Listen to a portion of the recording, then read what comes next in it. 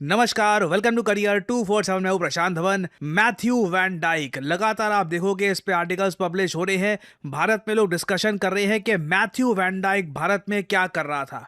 ये भारत से म्यांमार में जाकर ड्रोन वॉरफेयर की जो ट्रेनिंग दे रहा था, इसका रीजन क्या था। इससे पहले जो इसका इतिहास रह चुका है, लीबिया में, सीरिया में, यूक्रेन में, ये यूएस के लिए लड़ चुका है। अचानक से ये यूएसए का मर्सनरी होता है जो पैसों के लिए लड़ता है। हालांकि आप अगर विकिपीडिया में देखोगे तो मैथ्यू वैन डाइक के बारे में बोल रखा है कि ये एक अमेरिकन स्पाई है। इसके बारे में कई आपको थ्योरीज मिलेगी। ऑफिशियली जैसे मैंने आपको बताया, ना ये यूएस गवर्नमेंट का पार्ट है, ना ये सीआईए का पार्ट है, ना यूएस मिलिट्री का पार्ट है ऑफिशियली। मगर अनऑफिशियली मैथ्यू वैन डाइक किसके लिए काम करता है ये किसी को नहीं पता। भारत में ये गलत तरीके से अपने वीजा का इस्तेमाल कर रहा था, इसे धर लिया गया है एनआईए द्वारा। और अब एक एडिशनल इंफॉर्मेशन सामने ये आ रही है कि भारत ने मैथ्यू वैन डाइक को तब पकड़ा जब रशियन इंटेलिजेंस की तरफ से हमको एक टिप मिली थी कि मैथ्यू वैन डाइक भारत में आ चुका है और आपको इसे पकड़ लेना चाहिए और इसकी इन्वेस्टिगेशन होनी चाहिए। यहाँ पे आप देख पाओगे, Russian intelligence behind NIA crackdown on US national Matthew Van Dyke. और इसके साथ जो 6 यूक्रेनियन आए थे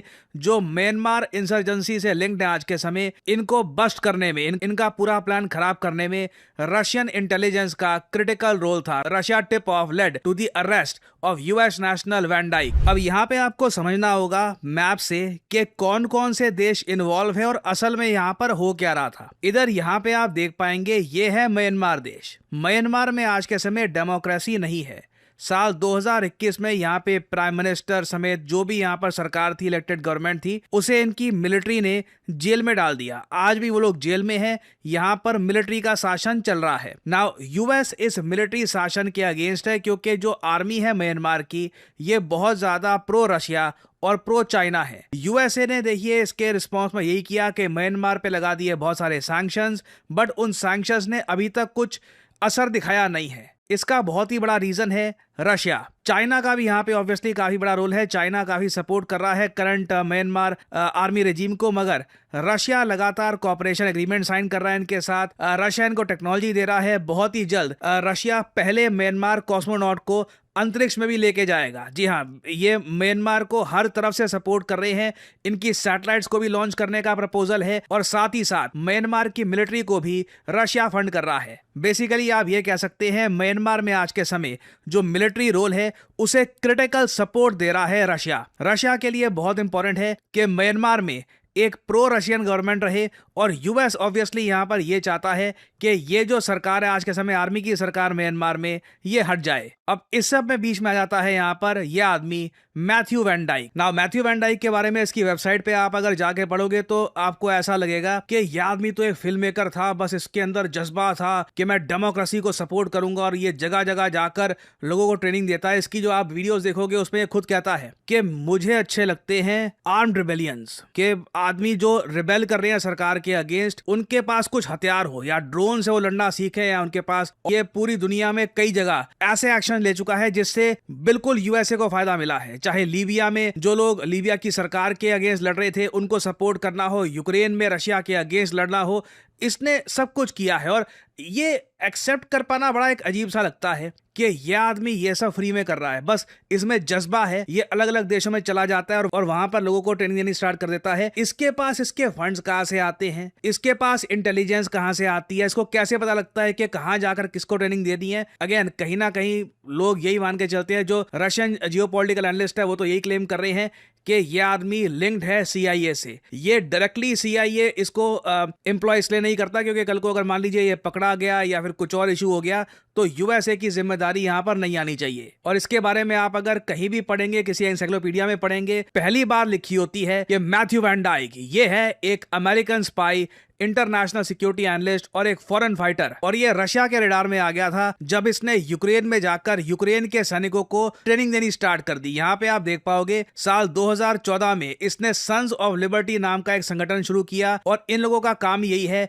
मिलिट्री ट्रेनिंग देना, एडवाइजिंग देना, और अगर फॉरेन फाइटर्स को कुछ सप्लाईज चाहिए तो वो भी ये लोग प्रोवाइड करते हैं। नाउ सिंस ये यूक्रेनियंस को सपोर्ट कर रहा था रशिया की वॉर में, रशिया ने इसको फॉलो करना स्टार्ट कर दिया, इसको ट्रैक करना स्टार्ट कर दिया कि ये कहां जाता है, क्या एक्टिविटीज करता है। और जैसे मैंने आपको बताया, सिंस म्यांमार में आज के समय मिलिट्री सरकार काफी प्रो रशिया है। रशियन गवर्नमेंट ध्यान रख रही है इस बात का कि मैथ्यू वैन डाइक जैसे लोग म्यांमार में जाकर कुछ ग्रुप्स को ऐसी ट्रेनिंग ना दे कि जाओ जाकर अपनी आर्मी के अगेंस्ट बगावत करो। मैथ्यू वैन डाइक कर क्या रहा था? म्यांमार में ऐसे ग्रुप्स जो अपने देश में, म्यांमार में जो इनकी आर्मी का शासन चल रहा है उसके अगेंस्ट लड़ना चाहते हैं, उनको ट्रेनिंग दे रहा था। ड्रोन कैसे यूज करना होता है वॉर में, कैसे लड़ते हैं, ये सारी ट्रेनिंग प्रोवाइड की जा रही थी।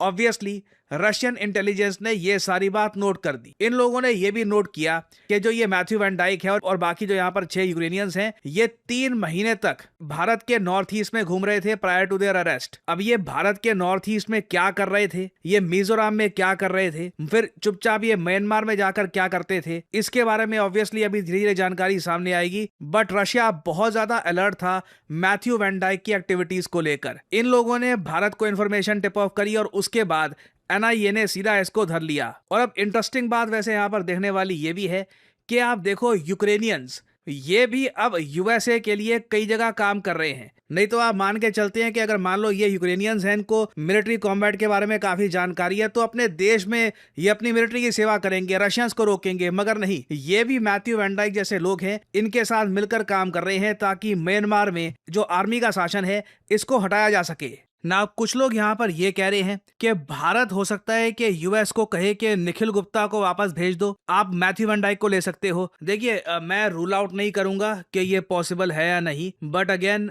पहले तो हमको ये देखना होगा कि US मैथ्यू वैन डाइक के लिए कितना लड़ता है। Matthew Van Dyke since officially CIA का आदमी नहीं है, इसके पीछे एक बहुत बड़ा कारण यही है कि कल को अगर USA को इसको त्यागना हो, ये बोलना हो कि ये तो हमारा आदमी है ही नहीं, ये तो खुद ही कुछ कर रहा होगा, तो उनके पास ये ऑप्शन रहती है। पहले तो हमको ये देखना होगा कि US मैथ्यू वैन डाइक के लिए कितना प्रयास करता है। उसके बाद परहैप्स मैं कहूंगा मे बी आज से कुछ महीनों बाद बातचीत हो, डिस्कशंस हो, तो जाकर कुछ ऐसा ही एक्सचेंज हो पाए। ऐसे एक्सचेंजेस हो रखे हैं US रशिया के बीच में। इतिहास में आप अगर देखो तो एक बहुत ही इनफेमस केस सामने आया था जब रशिया और वेस्टर्न कंट्रीज, जब मैं वेस्टर्न कंट्रीज कहता हूं तो इसमें US, कई वेस्टर्न यूरोप के देश हैं, ये सब शामिल हैं। इन लोगों ने एक दूसरे के बहुत सारे जासूस पकड़ लिए थे और ये जासूस फिर एक्सचेंज किए गए। एक इसमें एक बहुत ही इंटरेस्टिंग केस था एक रशियन फैमिली का। ये लोग कई सालों से स्लोवेनिया जो एक यूरोपियाई देश है वहां पर रशिया के लिए जासूसी कर रहे थे। इनकी वहां पे एक बेटी भी हुई और इनकी बेटी को पता नहीं लगा सारी उम्र कि मेरे माँ बाप रशियन स्पाइस हैं। एक दिन व्लादिमीर पुतिन खुद इनके पेरेंट्स को लेने के लिए गए, तब इस बच्ची को पता लगा कि अरे मैं तो रशियन हुआ, अब मुझे अपने पेरेंट्स के साथ रशिया में रहना है। तो अगेन ऐसे केसेस इन द पास्ट पहले हुए हैं, बट अगेन इंडिया और US के बीच में कोई प्रेसिडेंट नहीं है, कोई एक पुराना एग्जाम्पल हमको दिखता नहीं है कि इस टाइप के एक्सचेंजेस हुए हों। सो अगेन आने वाले टाइम में मैथ्यू वैन डाइक को लेकर US कितनी ज्यादा डेस्परेशन दिखाता है ये देखना होगा, और US का ऑफिशियल स्टांस क्या रहेगा ये भी देखना होगा। सो आने वाले समय में इस टॉपिक से रिलेटेड बहुत सी अपडेट्स आएंगी, मैं आपके लिए अपडेटेड वीडियोस लाता रहूंगा। ना आपने ऐसे आर्टिकल्स बहुत देखे होंगे कि भारत में ग्रेजुएट्स तो बहुत सारे प्रोड्यूस हो रहे हैं, मगर इनमें से बस 40% के आसपास एम्प्लॉयबल है, बाकी 60% में स्किल्स की कमी है। और स्किल्स कौन सी चाहिए आप देख पाओगे इन रिपोर्ट्स में साफ साफ लिखा हुआ है कि डिमांड है आर्टिफिशियल इंटेलिजेंस, डेटा एनालिटिक्स और डिजिटल स्किल्स की। और जिस तरीके से भारत में लगातार डेटा सेंटर्स बनाने की बात की जा रही है, भारत के रीसेंट AI समिट में भी बताया गया है कि भारत में बहुत सारे डेटा सेंटर्स बनाए जाएंगे। सबसे ज्यादा डिमांड भारत में होने वाली है डेटा साइंटिस्ट की।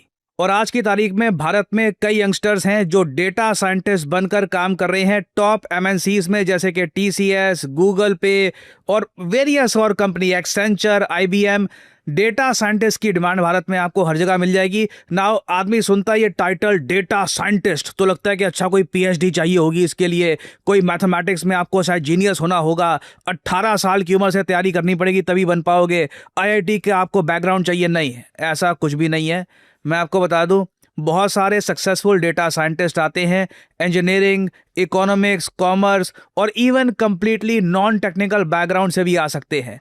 आपका इंटरेस्ट सिंपली होना चाहिए स्टैटिस्टिक्स में, मैथमेटिक्स में। आपको याद होगा स्कूल में आपने स्टैटिस्टिक्स पढ़ा था, वहां पे आपका इंटरेस्ट है, लॉजिकल प्रॉब्लम सॉल्विंग आपका माइंड है, आपको मजा आता है, आप पेशेंट है डीबगिंग को लेकर, मैसी डेटा सेट्स को लेकर, और आपको नए टूल्स लर्न करने में मजा आता है। कॉन्स्टेंटली आपको लर्न करना आपका एक जीवन का पैशन है, तो बिल्कुल you can become a data scientist. तो आपको करना यहाँ पर सिंपली क्या है, सिंपली इस वीडियो के कमेंट सेक्शन में जाइए, लिंक आपको मिल जाएगा, ये लिंक ओपन करिए, यहाँ पे अपने डिटेल्स डालिए, use the code PD10 to get the maximum discount possible.